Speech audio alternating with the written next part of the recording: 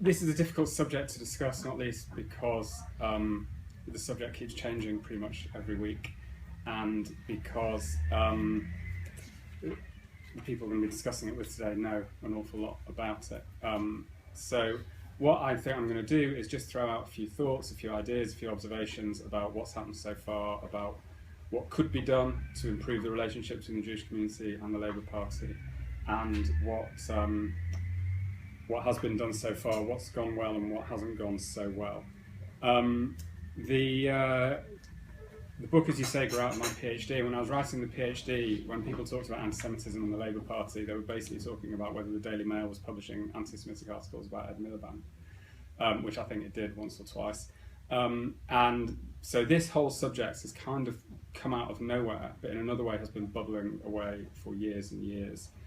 But anti-Semitism, for one reason or another, is now a national political story, and it's stayed a headline national political story for much longer than I think probably any of us are comfortable with or would have expected. The most recent development, as we said, is the Home Affairs Select Committee report, which came out this week. And this report, I think, moved on the terms of the debate dramatically and profoundly.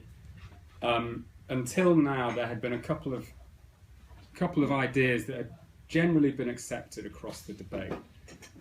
One of them being that Jeremy Corbyn is not personally anti-Semitic, and the other being that the Labour Party is not institutionally anti-Semitic.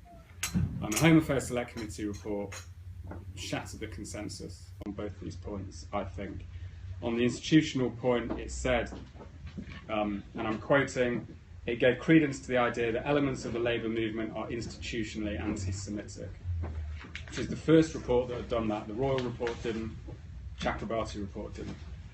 On Jeremy Corbyn himself, the Home Affairs Select Committee put together an interesting combination of ideas that, when you combine them, don't reflect well at all on the Labour leader. They acknowledge that, and again I'm quoting, that he has a proud record of campaigning against many types of racism. But they then said it is perfectly possible for an anti-racist campaigner to express anti-Semitic views. And they explain this because they said Corbyn personally, in their view, does not fully appreciate the distinct nature of post-Second World War anti-Semitism. That is, he's stuck in a paradigm where anti-Semitism just comes from the far right. Whereas modern anti-Semitism, and the kind of anti-Semitism that really affects and concerns Jewish communities in Europe nowadays, comes from other places.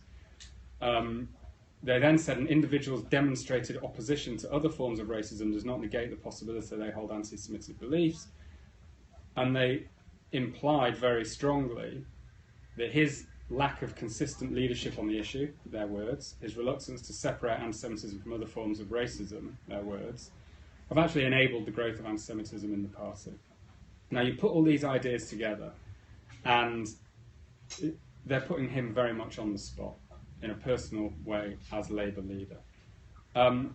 Debates about this issue quite often become these kind of dead-end debates about, is this person or that person anti-Semitic? And nobody ever agrees. And of course, the person being accused of anti-Semitism vigorously and genuinely denies it.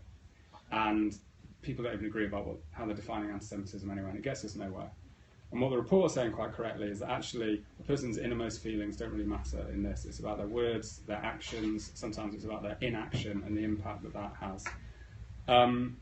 And in that respect, they portray Jeremy Corbyn personally as very much part of the problem. Now, and this is what the Chakrabarty report very much didn't do. It didn't go anywhere near the current Labour leadership and their politics. It didn't address the question of whether the particular brand of anti-Zionist politics and the particular understanding of racism that tends to exclude modern anti-Semitism, that is strong in the part of the left that Jeremy Corbyn comes from, not only creates a space where anti-Semitism can grow, but actually helps it grow. The Home Affairs Select Committee went straight for it. Now, this is a classic example of how if you don't deal with the problem when it first comes up, it just grows and it gets worse and it comes right onto your doorstep. This has been growing in the Labour Party for a while. There were the initial concerns, even during the leadership campaign last year, about Jeremy Corbyn's past associations and statements. There was the whole story from the Oxford University Labour Club in February, which came out, which still hasn't been resolved by the party. Then you had Naz Shah and Ken Livingstone in April, you had the Chakrabarty report. None of these things were dealt with properly, and by the Home Affairs Select Committee getting involved and passing these judgments on Labour and on its leader, they have made this no longer just a problem, I think, between the Labour Party and the Jewish community, but it actually they are getting right to the heart of what the party is. But it leads me to think, and this is a question I think that is not an easy one to answer. Why is it that what's happened in the Labour Party has caused such concern in the Jewish community? Why is it that, you know, a relatively small, compared to the size of the party, number of cases of members and activists, most of whom no one had ever heard of, saying or writing anti-Semitic things on social media a couple of years ago, has caused such upset and such concern across the Jewish community, and it's been so damaging, when, to use a relatively recent example, a Tory MP wearing a Nazi uniform on a stag do didn't do the same damage to the relationships in the community and the Tory party. And I think if we can answer that question, we can understand what actually needs to be done from this point. And I think one reason is that the things that have come out from the Labour Party this year are seen by a lot of people in the Jewish community certainly, as not anomalies. And the reason they're not seen as anomalies is because really for the last 15 years or more, and in some cases for the last 30 years, we've seen the growth of problematic and at times downright hostile ideas about Jews, Zionism, Israel, growing on the left, going way beyond what might be counted normal political criticism or normal political language. And without really any internal strong opposition within the left. So in recent years, you know, it has been possible and has actually happened many times. People can say whatever they want in the Labour Party, supporting Hamas, supporting Hezbollah, comparing Israel to Nazi Germany, talking about Zionist tentacles and Jewish cabals in British politics, talking about very similar conspiracy theories in American politics.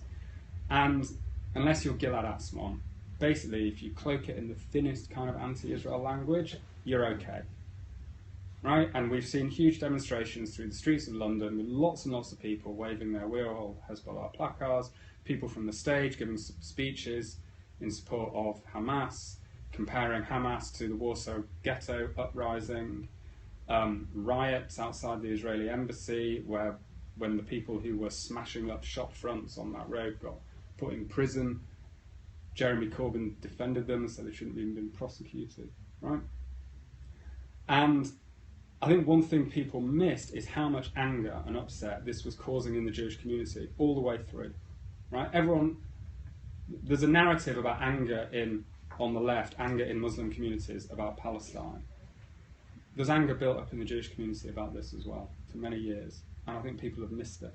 And I think that's why, when all these cases have come out, a lot of people in the Jewish community have said, well, yeah, of course they speak like that. That's the left now. Whereas nobody would seriously argue that anyone is politically mobilising for support for Nazism in the Tory party. Right? So one Tory MP wears a Nazi uniform and it's outrageous and it's offensive, but it doesn't feel like it has any further political meaning in terms of what the Tory party is, rightly or wrongly. And a lot of this is about appearances and perceptions, right? You add to that the fact that the same part of the left we're talking about, and this isn't all the left, this part of kind of the hard left and the left that Jeremy Corbyn has been personally associated with for so long, doesn't really talk about or get or oppose modern anti-Semitism, right? If swastikas are daubed on Jewish gravestones, the Jewish community gets all the anti-racist solidarity it wants, right? But when jihadists murder Jews in Paris and in Toulouse and in Brussels, a lot of people on the left find it hard to even mention the word anti-Semitism in their analysis of it. It isn't seen in that framework, right? And yet this kind of anti-Semitism is the reason why there are so many more French Jews in London now than there were a decade ago, right? It's the reason why there are leaders of Jewish communities in parts of Europe saying there's no future for their communities in those cities, right? Not in Britain, I hasten to add, right? But that is what's going on in some European Jewish communities. And yet, to give one example, a couple of years ago, the Institute for Race Relations brought out a report on the new anti-Semitism in which they said any talk of a new anti-Semitism coming from European Muslims is a completely Islamophobic campaign allied to fascists. They even put it in the same bracket as Anders Breivik. Right?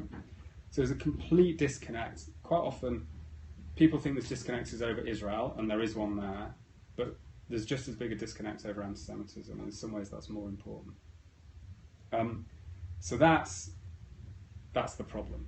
That's the scale of the problem. And I think when we look at what's been done to try and deal with this problem so far, one reason why it hasn't worked is because all the good things that have been done haven't really got to this problem in a deep way. There hasn't been a sign of really people on the left showing the necessary introspection, doing a Nazshah basically, and rethinking this kind of politics. Now, having said that, there have been good things that have done. I'm not one of those who says the Chakrabarty report was completely useless, right? It did have some good things in it. It had some good things about language. They were a bit limited, but still good things, right? It was the start of a process of beefing up the rules, but again, some of the changes to processes she brought in, I thought, actually in some ways weakened them. But at least it was the start of a process. It was an acknowledgement there's a problem, and the language from the Labour leadership on anti-Semitism has improved. And the section of Jeremy Corbyn's conference speech on it was the strongest yet, and I think was very well received. But unless it's allied to action, and unless it comes with a really detailed and concrete re-evaluation of this kind of politics that I've been talking about, it's been building for many years, and which is the kind of things I write about in the book, it's always going to seem a bit superficial and therefore a bit inauthentic. I think a lot more needs to be done to persuade the Jewish community in that respect, or that majority of the Jewish community that feels that way. And I think some of the other language coming out hasn't been that helpful. The response to the Home Affairs Select Committee report wasn't helpful. I can understand why Jeremy Corbyn didn't like it, but I think he went too far in rejecting it. Anyone who thinks this is all a campaign against Corbyn because suddenly the Labour Party is led by a left-winger needs to have a look at what happened between the Jewish community and the Lib Dems in recent years because of Janie Tong and David Ward. It was basically the same thing. It didn't get the same headlines because the Lib Dems are not as big and important a party as Labour. But it's basically the same process. And these headlines haven't been driven by the Jewish community. Most of these cases that came out did not come from ourselves or the Board of Deputies or JLC or so on. But the response that's there is an authentic response. I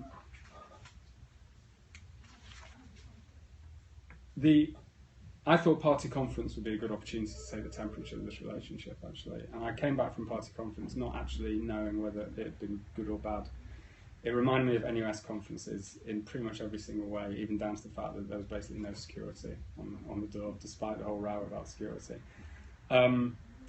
But, you know, we used to leave NUS conference thinking if no damage had been done, then it was a success, basically. And I left this Labour Party conference thinking, well, the JLM rule change would have been a really powerful step forward, but it didn't happen, which is really bad. But on the other hand, nothing happened to make things worse, necessarily. The JLM rally was great, and the lineup of people on it was really important and significant. The things that were said were really important. But I was also at the Momentum debate that Jeremy Newmark took part in on anti-Semitism. I thought he spoke very well, but there was a lot about that debate that really worried me, actually, in terms of the atmosphere in the room, in terms of certainly one of the other speeches, the leaflets being handed out outside about JLM being a representative of a foreign power.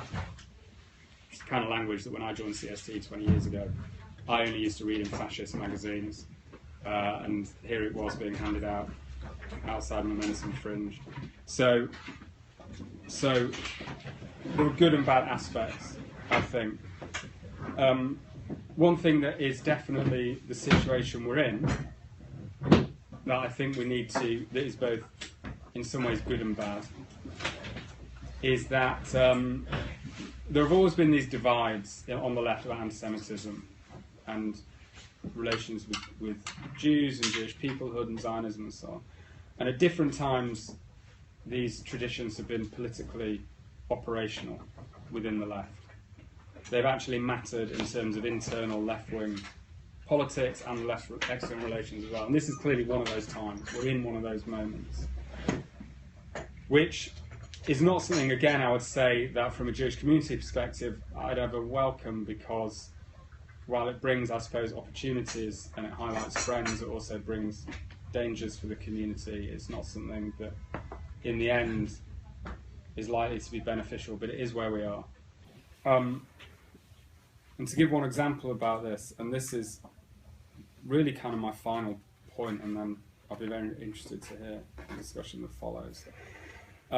There are people in the party who don't want to hear any talk about anti-Semitism, who see it as a threat to their political project, who argue it's all a fabrication, it's all a fake campaign cooked up by a combination of Zionists and Blairites, right? And these are their words, not mine, right? And any examples of anti-Semitism needs to be explained away, or denied or dismissed, because they threaten the project, right? Now, this obviously is not a way to rebuild confidence between the party and the community. I'm not in a position to assess how influential or representative these voices are, but they're certainly loud. And I think that one first step would be for very strong statements and indication from the party leadership that they don't share these views. Basically, that these people are maybe a loud fringe, but they're not in any way speaking a language and representing ideas that are shared in any broad way in the party. Because if they are shared in any broad way in the party, then we're really not going to get anywhere.